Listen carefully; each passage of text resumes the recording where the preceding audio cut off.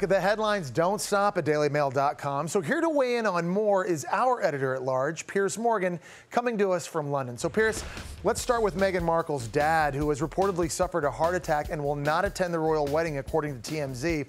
But over the weekend, we also learned he collaborated with a photographer to stage photos of himself that were reportedly sold for $135,000. Now, Meghan's half-sister is saying that it was all her idea. So when you look at all of that, Piers, what do you make of it? Well, look, it was a major revelation by the Mail on Sunday, a sister newspaper to DailyMail.com here in England.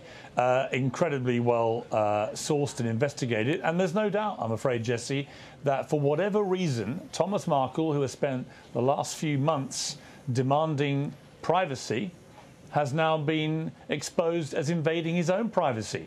We don't know if Thomas Markle has personally benefited financially, but certainly it stinks. And Prince Harry will be furious because he has believed for a long time that the media were partly responsible for killing his mother, the paparazzi in particular. So the last thing he will want is his future father-in-law colluding with the paparazzi. And Meghan herself will be distraught because this is her dad, and he seems to be commercially fleecing the media at a time when he should be focusing on her wedding. So all in all, a pretty miserable state of affairs. Okay, we're going to switch gears now. Jared Kushner and Ivanka Trump, they've arrived to mark the opening of the U.S. Embassy in Jerusalem. The occasion, though, has been met with violent protests along the Gaza Strip, with over 40 Palestinians reportedly killed by Israeli gunfire and over 1,600 people wounded. Piers, what's your take on this embassy move?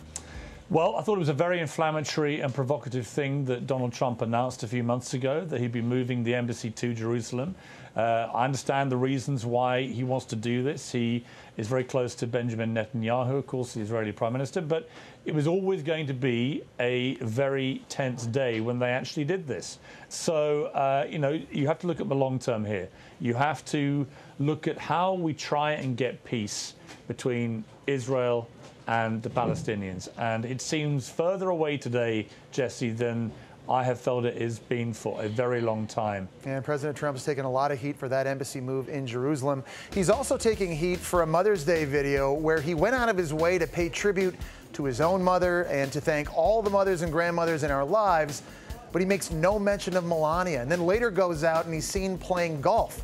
What do you think, Piers? Criticism, is it fair or is it OB?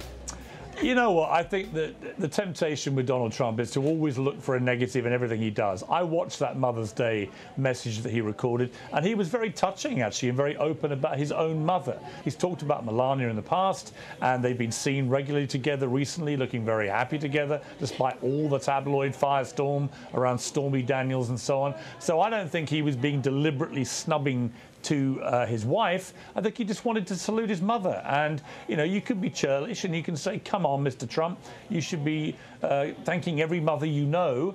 But actually, I thought no. I thought he chose one woman, his own mother. It was moving, it was inspiring. Give the guy a break. Yeah, he decided to play a little bit of golf at the end. Who knows? Maybe Melania liked that, just having him out of the house for an extra couple hours.